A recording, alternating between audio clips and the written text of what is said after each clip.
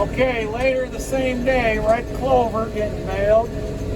Well, that's a mix of red and white. The one thing I noticed is that the second cutting is mostly red dominant, and it lodged really bad.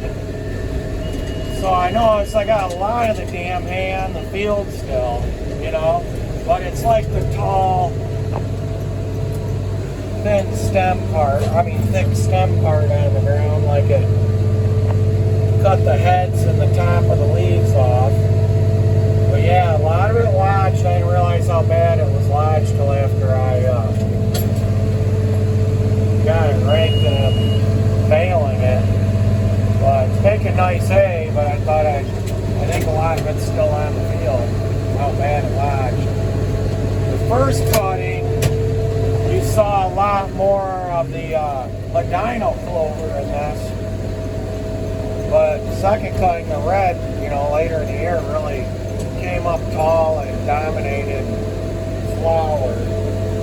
So, yeah, we got all clouds right now. We had a little bit of sun earlier, and that did help. And started raking this about noon. I started baling about, a little bit after 3 o'clock. So that lodge stuff, I had to raise my pickup. Some spots, so the pickup doesn't pick up all that green into the bale. Stick this camera out the window here.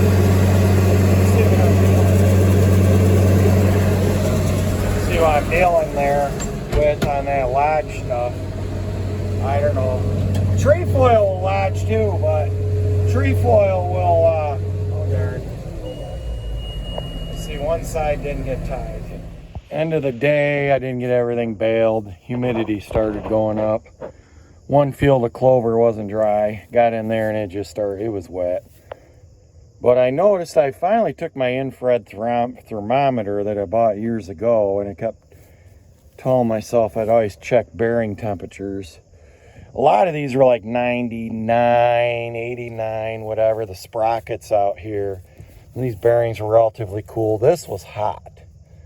And this floor roller, I checked the end of the floor roller on the other side, and that was completely cool, like in the 88 degree range. So let me show you what I found out. Up in here was a lot of wedged in old grease and hay shaft combined, and it is hot, and it is still warm over here. You get over to this side of the roller, it's cool.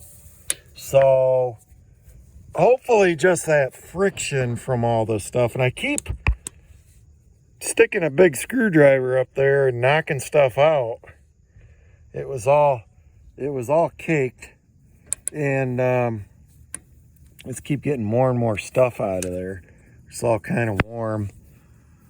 Either that or got a bad bearing. So the bearing, I don't know where the bearing would. I guess the bearing's in that sprocket, so that might not be as bad as I thought. Getting that off, pulling that hub off might be a little bit of a work, but so I don't know. That could be a fire. It was like 133 degrees. The first reading was 146, and I go, is that weird? And then I read it again, and I didn't get that. But definitely in the 130. You could hold your hand on it, but barely. And I got done baling a half hour ago. It is hot, so it put a lot of heat in this bottom roller. Like I say, the other side of the roller is completely cool. So this might be something to check on your balers. This is a BR 740 New Holland here. So that roller is like a concave on the end, and hay got just wedged between there and the frame. It was just caked in there. You can see here on the right side of the baler, nothing's in there at all. There's some twine wrapped around there. It's perfectly cool. Ask me, it looks like stuff is coming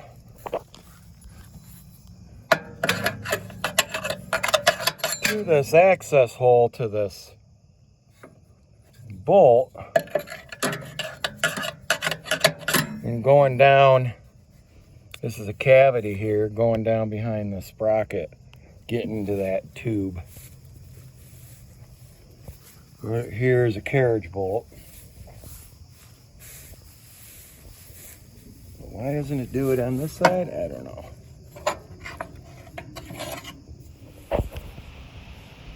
So I got a lot of, it's like you got to get in here with a wire and get up on here, because there's a lot of stuff that was jammed up in there, it just wouldn't come out. And then I'll run it and then stuff comes out. But wow. I don't know, I'm gonna have to keep an eye on it tomorrow next time I bail. Now I got, you know, space in here. On this side, just don't seem to have the same issue. But nevertheless, I'm gonna keep an eye on this side as well.